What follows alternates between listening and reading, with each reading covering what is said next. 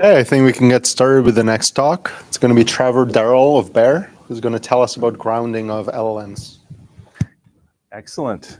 Actually, it's kind of a title that's supposed to pique interest. It's actually a question. It's like, what does it mean to have ungrounded language models for perception robotics? It's like a contradiction to me, and so that's why I'm framing this talk. I also really want to apologize. I have been in and out during the day, and I missed the awesome talk right before me, so I really wish I'd had that context. Unfortunately, we had too many sponsor meetings down at Bear. I think that's the peril of being a local speaker instead of a remote attendee. And so I have a bunch of things I'm going to talk about. I'm not sure which are going to be most of interest.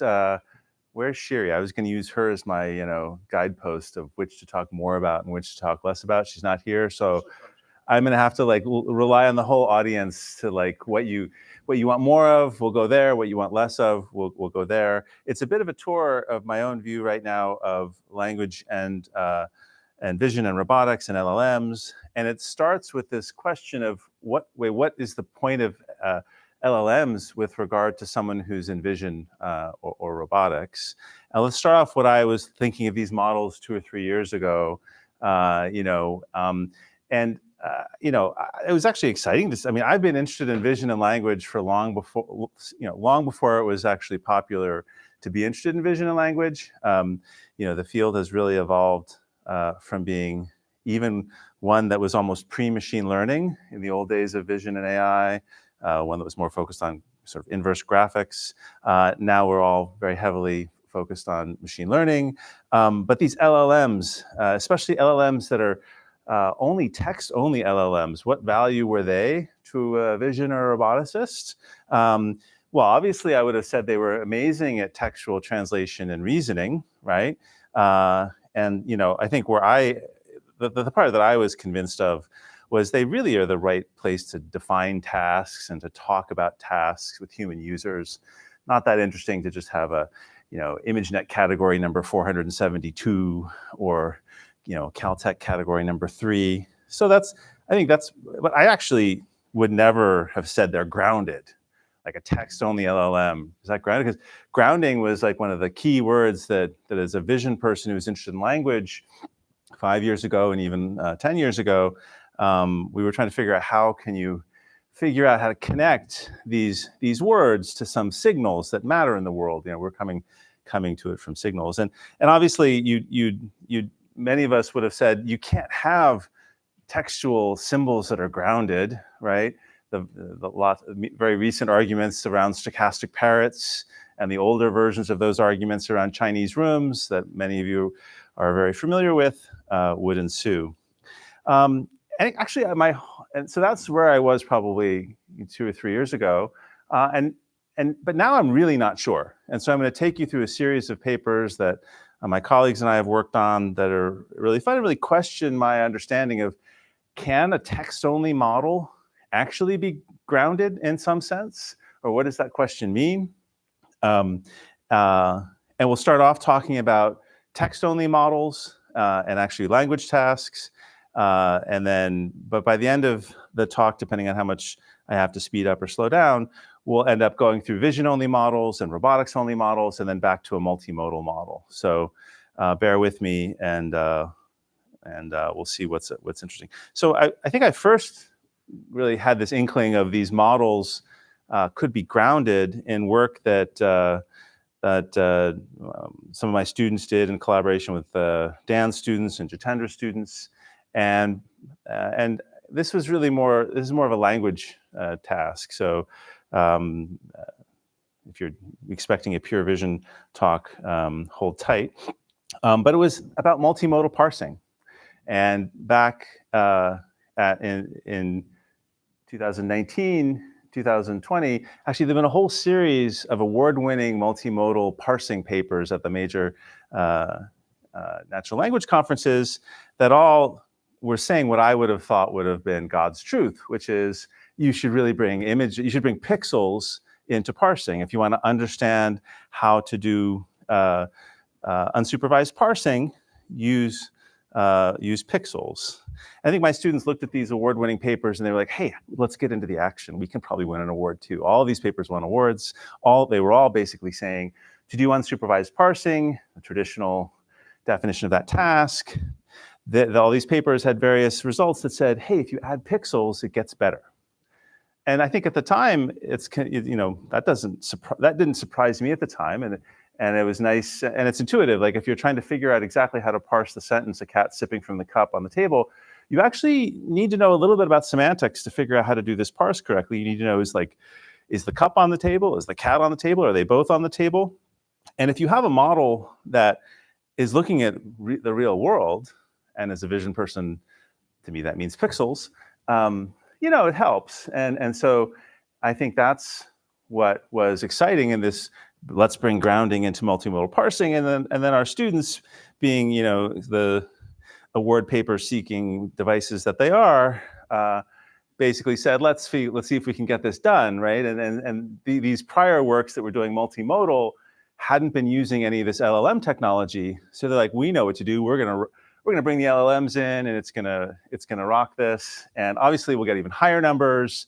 There'll be even more semantics. And so won't it be great? And so that was what this little exercise was. And actually, I think it was really high impact. It hasn't won an award, actually. But what it did actually was probably retract all the prior awards in some sense. Because actually the punchline of this, as soon as they added the text-only LLM embeddings, all of the prior benefits of pixels went away, right? So if you had a suitably strong text-only embedding, the benefit you were getting as a multimodal person started to go away. The result tables look something like this.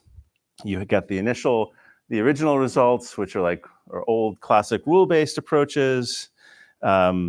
These award-winning papers from 2019, 20, and 21, which all basically took classic methods or simple learning-based methods and added visual features, nice bump. But as soon as you add LLMs, you actually get an even bigger bump before you add vision, and adding vision back actually doesn't help. Unfortunately, the performance gets a little worse, right? So that's kind of depressing.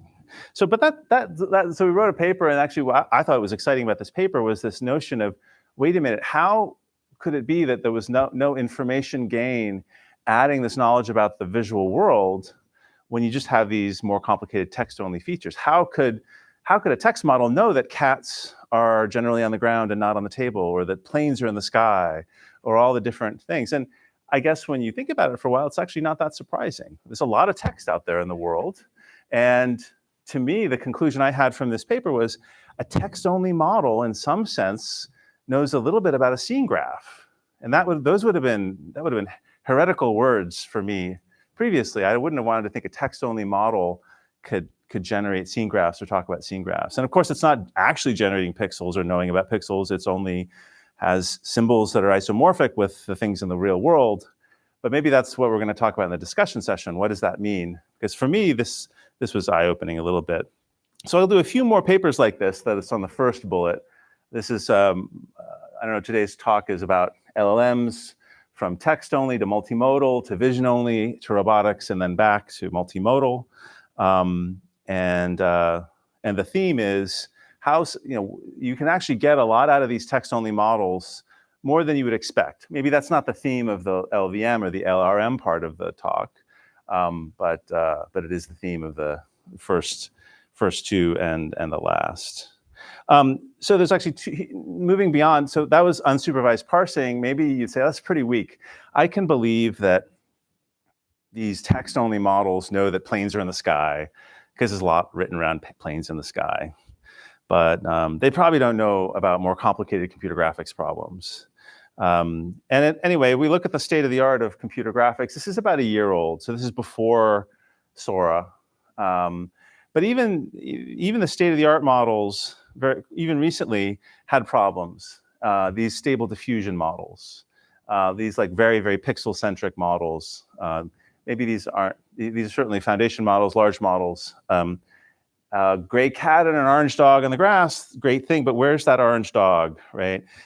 You know, an orange ball is not an orange dog. Sorry, why did that animation? That's weird. I don't know, that's unusual animation behavior. Anyway, so we would see this over and over in these early versions of these models. Now, the very latest models, some of them don't have this problem, but generally, it's a lot of the vision or multimodal centric models still have trouble with spatial relations. If you ask for a blue cube directly above a red cube, you don't get that. They have trouble with negation. If you say don't have something in the image, they don't get it. And part of this is due to the you know, multimodal representation, the clip representation that's often the bridge between the text and the language. So we can talk about that. But anyway, these were the problems that they had. This was my favorite at the time. You could generally not get these models to dress a man in red when there was the opportunity to dress a woman in red, right? So you would always ask for a woman in blue and you'd get a nice woman in red. Well, actually, also just as a slight detour here, you know, for a while, many students are depressed. Like, how can we possibly compete with OpenAI or these big models? I must go get my truckload of GPUs, and I have to boil the ocean for a month or two before I can get something done. And it turns out that the wonderful students I was working with in this project were able to find a solution that didn't require that. They actually found a solution that was essentially rewriting rules. It felt very much like the days of AI before I was a graduate student, when you would just write some rules or some code. And in this case, they're not writing rules, but they're writing chaining stories about how I take one LLM and chain it to another LLM, and suddenly it works, right? Because that's essentially what I'll tell you about next. This is work led by Tony Lian and others.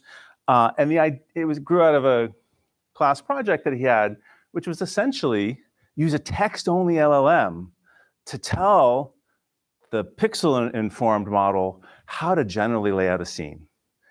You know, you really wouldn't think that you'd rely on the model that's never seen a pixel in its entire life. I guess there's a small asterisk on that. I don't think it's seen a pixel, but we can come back to that in a second. But these models, even though the ones that hadn't seen pixels, could generate crude scene layouts, and they could do the attribute binding on the boxes in those crude scene layouts. And you could take those structures and very, very quickly condition stable diffusion models without, you know, retraining anything from, you know, with dozens and dozens of GPUs or thousands and thousands of GPUs, and get these nice results. Basically, ask the text-only LLM, give me a scene graph. What should this look like? And maybe a little bit of light prompting here. You get a few examples of what a scene graph looks like, but it would generalize. It appeared to generalize. Actually, I think probably the previous talk was, well, I wish I'd seen the previous talk to fully understand. I was hearing the discussion of the previous talk, and I think it's the good question. So, you know, we don't know exactly what generalization means in all cases, but it sort of works surprisingly well that if you gave it a few examples of these boxes, it could then generate lots of examples. And I'm showing you the image-only version of this right now. We also have 2 follow-up papers, one which does the video version of it. I might show you one video of that. And then we have an interactive version that doesn't just start from nothing, but it starts from an image, parses the image, does a layout, asks the LLM, how do I improve this layout given the goal that I have, and then hands it off to the diffusion model to generate some pretty pictures and potentially keep that entire cycle going. That paper was just presented at CVPR last week. So you can imagine the text-only LLM can give me this, and this still surprises me. I would not 3 years ago have thought that I can get a scene graph out of a text-only LLM. And then you can hack the diffusion model to have cross-attention conditioning so that the model can basically say, oh, I know that when I'm generating the orange cat, I should only do it in this region and this other object in another region. And there's several different ways to do that, including the one in our paper and others. And then you can get these nice results where you want a gray cat and an orange dog, you can get it. You want a man in red and a woman in blue, you can get it. You want spatial layouts. They're very simple. If you know that this box has to be on that box, you can get numeracy. And I think now that you have this, you can probably go back, and if you have those 10,000 GPUs, reboil the ocean, retrain a single diffusion model that doesn't have these problems. So you don't actually see these problems in contemporary production systems. But it's exciting to see that a text-only LLM not only understands all of the juice that was previously being squeezed out of pixels to do unsupervised parsing, but now really knows about scene layouts in a way that helps rendering, static rendering and dynamic rendering, and motion graphs for video generation. I didn't show you the example of that. Our videos aren't as pretty as the Sora videos, but they're amazingly pretty given how little work and how few GPUs went into it. They way outperformed the prior art just before Sora arrived. And again, it was like 2 weeks of work in a lab with not too many GPUs. But wait, I'm sure you wouldn't believe this story of what do text-only LLMs know. Probably human pose, right? I mean, I think Alyosha says this well. We have a mantra in the room. I can't be that I know how walking. Maybe you can. I'm going to get it wrong, so you can fix it if I do. But there's no corpus that tells me how I walk one foot after another up the staircase, or how I manage to actually do this very complicated biomechanical task, right? Did I get it right? Okay, good. But it's Borges or something, right? Or I can't remember. Thank you. Right, so that's the weird thing is maybe they are out there. Maybe these instructions are out there about how to climb stairs, but it doesn't seem like it should be. But human pose, right? Human pose is a vision person's vision problem. The people who are trying to do 3D tracking and understand the 3D position of my big finger with regard to my thumb and whether this is touching each other and getting all that right, that's something that a text-only LLM not going to help with. But actually, that's our most recent archive. It doesn't solve all the problem from an LLM, and maybe I'm going to blur the line here between a text-only LLM and a multimodal LLM. But with pose estimation, like trying to figure out the exact configuration of these two hands on these two bodies, as with all perception problems, having good prior or having good data is key to figuring out what's going on in the world. And despite all of our work in human pose, we still don't have tons and tons of great data. If I want to really understand the bride and groom walking down the aisle, actually there aren't too many data collection rigs of domes of cameras. Mostly pose people would imagine the way to collect data is I set up my dome of cameras, I have people go in there, they move around, I collect the motion, that's my prior. There isn't that much motion of brides and grooms walking down in Michael Black's 3D motion capture rig or whatever rigs we have. So it turns out to be the case, or at least that's what this paper argues, and the evidence seems to support, that actually text is where you can get a lot of interesting knowledge, that like when brides and grooms are walking down the aisle, they're usually hand in hand. Or for certain yoga poses, there's certain configurations of fingers that are important. And these are little details that are hard to get from existing data sets of human body motion capture. Maybe eventually we can track them all on YouTube. That's another path that's still in progress. But what we showed is that you can actually take a relatively conventional, or at least this year's, large multimodal model and have it look at the whole image and get the gist of what's going on. That these people are having a certain kind of embrace, or that this person is doing a certain kind of yoga pose. And then from the text part of this multimodal model's brain, it knows a lot of things about the structure of those people in the environment. And that can be converted into constraints that can then be solved by a more traditional pose estimation model that's looking out there, trying to take a 3D surface, optimize the parameters of those models, and fit everything. So if you're interested in that, it went out on archive last month called Pose Priors from Language Models. And so it's, and Shiri was a co-author on that. There's Shiri. you're back. So you were going to be my guide of whether I should do more language stuff or less language stuff. And so you can use the conducting wand in the front row there. So if you're excited about this, come talk to me or Sanjay or Shiri. But this has really been the sort of the first bullet, and I think I was going to spend most of my time on the first bullet today, which surprises me what these models, these text-only models can see. Or we can argue that it's the text part of a multimodal model. And maybe we can open up the discussion for that. So I'll kind of maybe go more quickly through the rest of this because it's a little less philosophical and more just like, here's all the crazy cool things that we can do now with models that do combine text and pixels. First, we'll talk about segmentation LLMs, models that can both take images as input and make reference to objects and images as output. I'll mention LVMs. Yutong is here, I think, somewhere. I don't think they've been presented yet, so I'll talk about them briefly. So these are the text-only models, multimodal models. Then we sort of retrograde back to pixel-only models, because I think those are really important, and we'll talk about them. And then robotics-only models, no pixels here.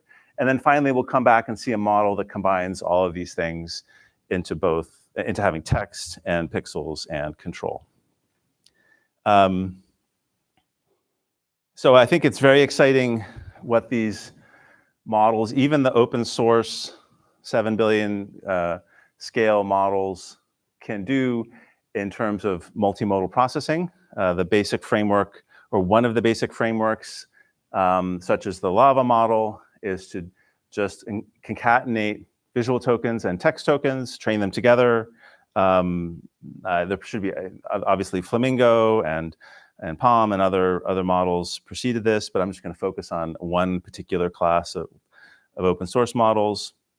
And then what's really cool is not only can you take pixels and word tokens as input and generate text as output, but very recently, and without actually doing the full regeneration of image content, and I don't know, I think it's even cooler here to have a very, very simple model that can just point to things in the image, right? So there's this model called SAM, or Segment Anything. We won't go into it in detail, but it's a model that can basically find region boundaries instead of boxes. You can basically draw a region around some segment of an image. And this simple model that was called Lisa can basically, instead of outputting a word token, it can basically point to any object in the scene without even knowing the name of the object. It can figure out what you were talking about. Like, you can obviously say horse, but you could also say thing that somebody is riding on. And it would basically figure out what object it is. So we have models that can now take images and text as input and output text and image references. And in our own extension of that work quite recently, we've added some reasoning to make sure the models still have common sense and don't point to objects that aren't actually present in the scene. So you can basically input something like a question, please help me find the purple school bus in the image. And the model's like, I don't see any purple school bus. I'm not going to just randomly segment something for you. So it has a conversation with you and can see whether the object exists, say what other objects you might be wanting to talk about, and then once it's confirmed, actually output the segmentation model. This was a CVPR paper last week as well. I'm not going to, I think I'll skip over these details. If you're interested, I'd be happy to talk about them. But you can see the results where it basically, you can ask it questions about the image, and it reliably can give you the segments that you're interested in. So this is this multimodality. Now let's talk about vision and robotics, and then return to multimodality. So I think I started off saying it's crazy what text-only models can do. You know, there's more grounding in a text-only model than I would have been willing to acknowledge was the case. It's also crazy what a vision-only model can do. And it's certainly not the case that you need the text, or actually it's a conjecture right now, I don't think we've proven it, but my belief, and probably many of the vision folks at Berkeley, would say you don't need text to have intelligence. You can have plenty of smarts, or I don't think, I would conjecture we'll eventually get to reasoning, even from a model that never looks at text, that just looks at how to predict pixels from pixels. And this is the work with Alyosha and Yu Tong, who's a postdoc that came to work with Alyosha. And it's cool results to see that the architecture which we have built here essentially takes the LLM architecture, in particular from Llama, and just instead of training it on word tokens, trains it on pixel tokens. And I should really let Yu Tong get up here and present her slides. And these are some of her older slides. So if they're a little ugly, I apologize. I haven't updated my deck in a while. But the prior work in vision, which was called MAE, Masked Autoencoder, didn't quite manage to scale. Right? It would hit this plateau. And we finally paid attention to what was going on over in language and noticed that the paradigms we were working on in MAE weren't scaling, and neither had the models in language until they transitioned to even larger data, moved away from regression towards cross-entropy, categorical autoregressive models. Sorry, I did that backwards. Autoregressive models instead of batch regression, and classification loss instead of L2 regression. My bet is that it's the last one that matters the most. I don't know, am I right? I think so, but I can't really believe that it's just predicting the next token and not some of the middle tokens, but we can discuss that as well. And what Yu Tong's results show is that if you just take tons and tons of data, or at least tons and tons of data as of last fall, frame it as a unified prediction problem of a visual sentence, right? Take all the images that you have, tokenize them all, push it into a llama model. You do start to see scaling and generalization, and you do start to see performance of various tasks demonstrate generalization performance. So let me see if I can zoom in on these. Apologies. That didn't work. Because I have the old deck, I have to do a bit of a manual zoom in here.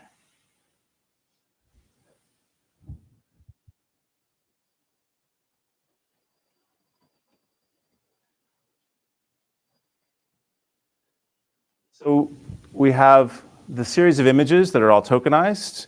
These models have never been trained on text. They're only trained on pixels. And yet they can learn that if they're given a series of examples of different tasks, one task here being predict human pose, another task here being edge detection or depth prediction, and just from the in-context examples, the model can then, given a new query image, output something that's a pretty plausible answer. So we're seeing here in-context learning of visual tasks. So there's lots of great results here that maybe I'll hold for the discussion or let Yu Tong present and see if I can. My apologies. Looks like the PowerPoint just. Sometimes I get lucky when I try to drive the PowerPoint with the Zoom interface, and sometimes I don't. I think I just got unlucky. So I will have to. That's not very lucky at all.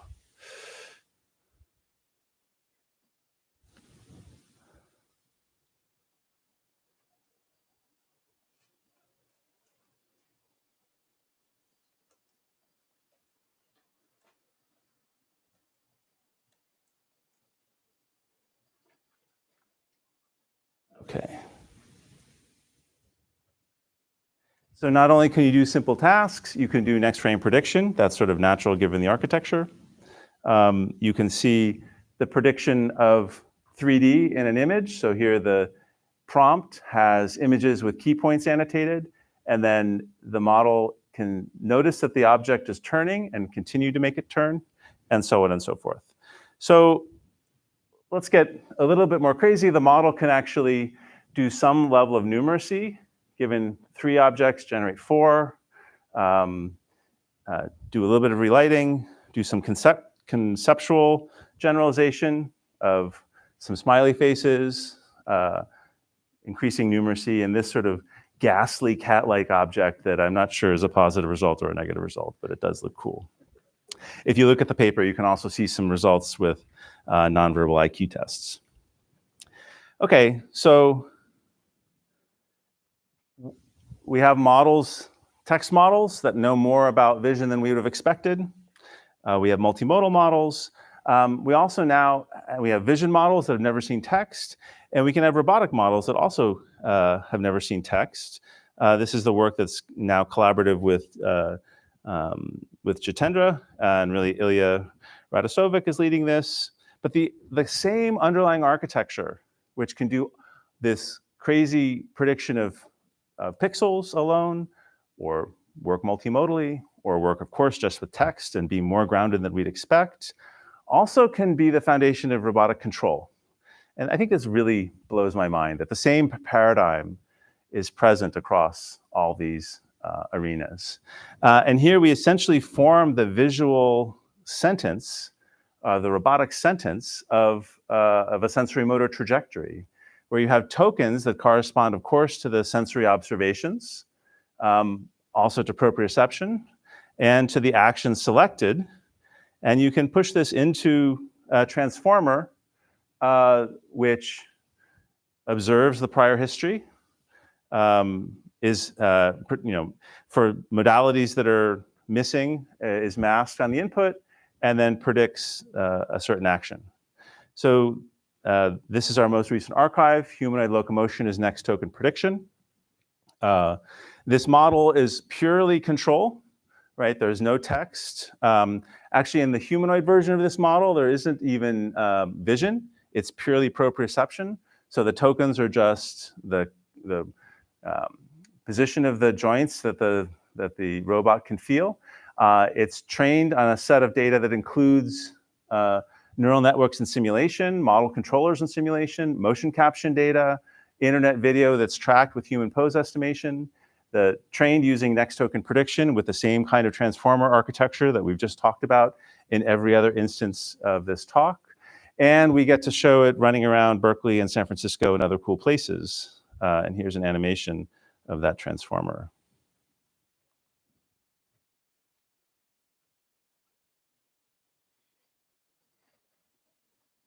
So each token is generated, the token generates a new action and moves forward. If you have data that has control signals, such as those from the underlying neural network policy that it's trained on, you take all of the observations. If you are training on observations where you don't have the underlying action, you just mask those and don't predict them.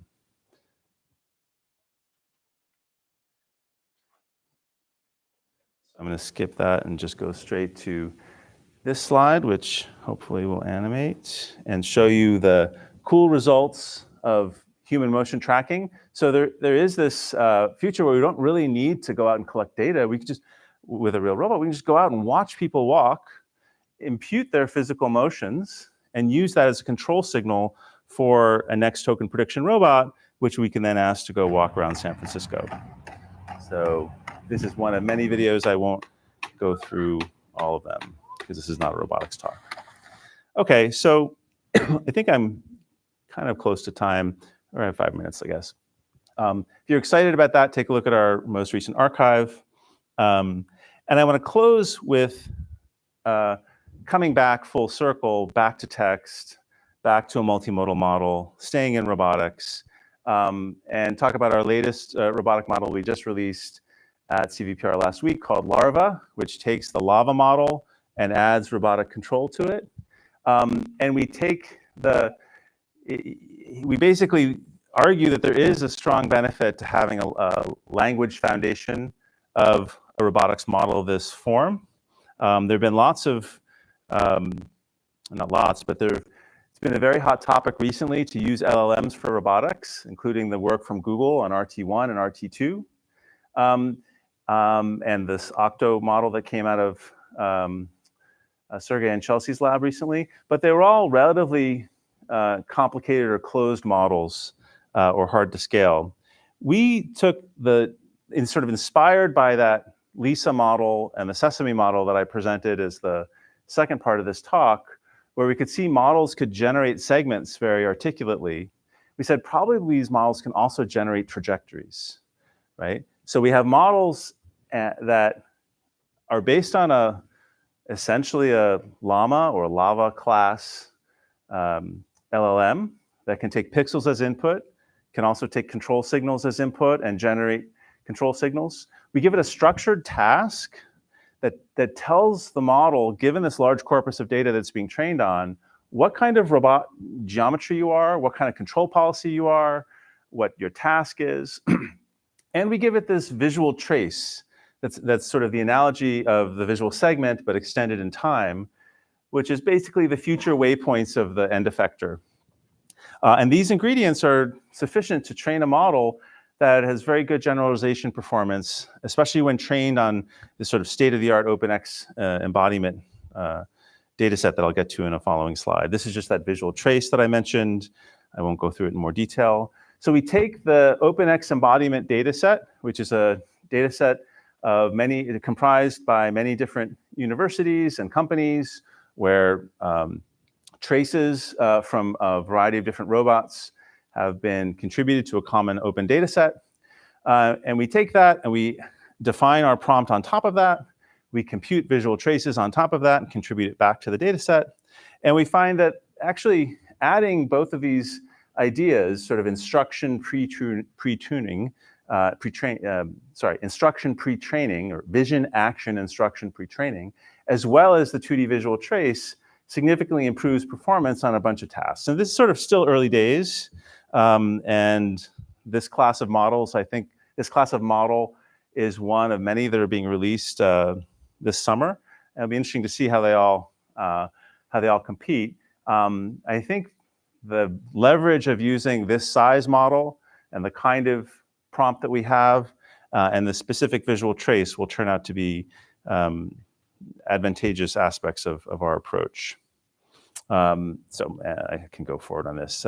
So yeah, we have results that are positive across different robots, different conditions. Our model essentially works much, much better than all prior models that only use 2D images, which is what our model does. And it's competitive to prior models. In some case we beat, in some case we're just below prior models that use like 3D scanners of the environment to solve these tasks. We have many results in simulation and some results in the real world where we show that we beat the prior work Octo, as well as our own prior work RPT in this space. And so a lot of great work. Maybe I'll close here and contribute some time back to the discussion. I think it's exciting to me to see all the different ways LLMs are having impact in high-level and low-level AI, from thinking about what does it mean to have text-only models that are grounded, to going and having models that are based on vision or control and have never seen a word, and yet can still start to do this rudimentary generalization and reasoning eventually. At least that's our conjecture. And then finally, very practical models like Larva that find this sweet spot using a text-based foundation, but strongly driven by pixels and control to make a real dent in interactive robotics. And I think that's my last slide. Thanks, everyone.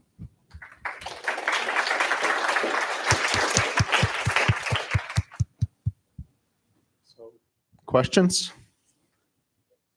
Okay, so I'll start with one question, which is, it sounds like one of the points you're making is that the modality of the data doesn't matter. It's just that the data itself is what matters.